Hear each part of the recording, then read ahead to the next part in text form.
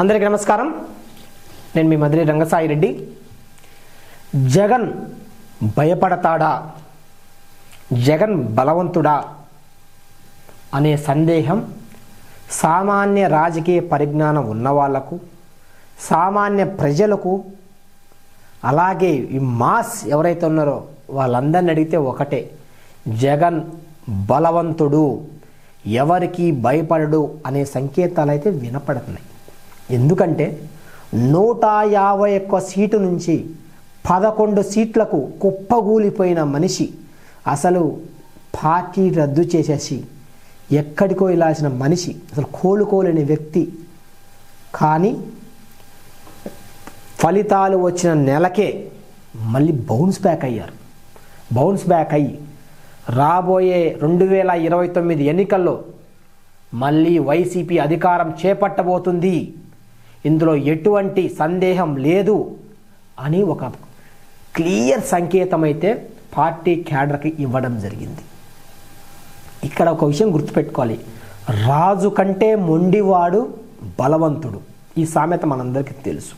ఇక్కడ జగన్ మొండికే మొండి, ఎన్ని ఇబ్బందులు పెట్టినా, ఎన్ని కేసులు పెట్టినా, ఎన్నిసార్లు జైలు పంపించినా కూడా రాటుదేలిపోతాడే కానీ భయపడి అనగారే వ్యక్తి అయితే కాదు. ఇక్కడ ఇంకొక విషయం, కూటమి ప్రభుత్వం తనిచ్చిన హామీలు నెరవేర్చలేకపోవడం, దాటి వాయిదా వేయడం, అట్లాగే వైసీపీకి సంబంధించిన వాళ్ళని వెంటబడి కేసులు పెట్టడం, జైలుకు పంపడం, వేధించడం, ఈ 2 అంశాల ద్వారా ప్రజలలో ఒక వ్యతిరేకత అయితే వస్తున్న మాట నిజం.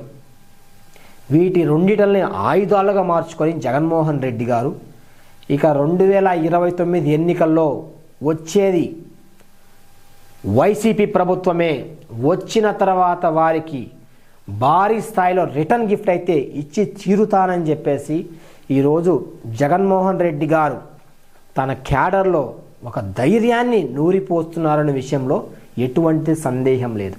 ఎందుకంటే ఇప్పటికే సంవత్సరం అయిపోయింది, ఇక 4 ఏళ్ళు ఓపిక పట్టండి, కేసులు పెట్టుకుంటే పెట్టుకొని. కానీ మనం ఇటీవల చూసాం, తాడేపల్లిలో కూర్చొని నేను ఉన్నాను, అరెస్ట్ చేసుకుంటే చేసుకోండి అని ఓపెన్ స్టేట్మెంట్ ఇచ్చారు. కానీ ఈరోజు కూటమి ప్రభుత్వం రాష్ట్రంలో, కేంద్రంలో బలమైన శక్తిగా ఉంది కాబట్టి ఈ మద్యం కుంభకోణం కేసు లేదా ఇంకా రాబోయే ఏదైతే కేసులు ఉన్నాయో జగన్మోహన్ రెడ్డి గారిని ఇరికించవచ్చు, అలాగే తప్పు ఉన్నప్పుడు కేసులు పెట్టి జైలుకి పంపచ్చు. కానీ పంపితే తర్వాత జరిగే పరిణామాలు ఎలా ఉంటాయి అనేది ఇక్కడ ఒక చర్చ. ఎందుకంటే నారా లోకేష్ గారు చూస్తుంటే ఆయన వ్యవహార శైలి భవిష్యత్ రాజకీయాల గురించి కాకుండా ప్రస్తుతానికే పరిమితమైనట్లు మనకు అర్థమవుతుంది. కానీ ఆ టీడీపీలో ఉన్న రాజకీయ ఉద్దండులు భవిష్యత్ ఎలా ఉంటుంది అని ఒక భయం అయితే పడుతున్నట్టుంది. జగన్మోహన్ రెడ్డి గారు మళ్ళీ వస్తే మా పరిస్థితి ఏంటి అనేది అయితే ఒక భయం అయితే కనిపిస్తుంది. అదే జరిగితే ఊరుకుంటారా?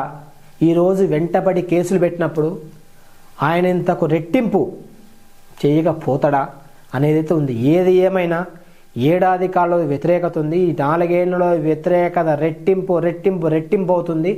కాబట్టి ఈరోజు రాష్ట్ర ప్రజలకు కూటమి లేదా వైసీపీ, కాబట్టి వైసీపీని భారీ మెజారిటీతో మళ్ళీ గెలుస్తుంది. ఆ ఉద్దేశంతో మీరందరూ కార్యకర్తలు ఓర్చుకోండి, కష్టపడండి, భవిష్యత్ మనదే అనే విధంగా జగన్మోహన్ రెడ్డి గారు వారి క్యాడర్కి ధైర్యాన్ని నూరిపోస్తున్నట్లుంది. ఏది ఏమైనా ఒక్కటే మేము చెప్పదలుచుకున్నది, అధికార దుర్వినియోగం పాల్పడితే రాబోయే కాలంలో ఎవరైనా సమస్యలు ఎదుర్కోక తప్పదు. గతంలో జగన్మోహన్ రెడ్డి గారు చేశారు కాబట్టి ఓడిపోయారు. ఈరోజు అదే మీరు చేస్తున్నప్పుడు మీ పరిస్థితి, ఈ ఫ్యూచర్ ఏంటి అనేది కూడా మీరు అర్థం చేసుకోవాలి. కాబట్టి రాజ్యాంగబద్ధంగా ఉంటే ఏ ప్రభుత్వం వచ్చినా, ఏ ప్రభుత్వం రాకపోయినా ఏమీ కాదు అని మేము మరోసారి తెలుపుతున్నాం. ధన్యవాదాలు.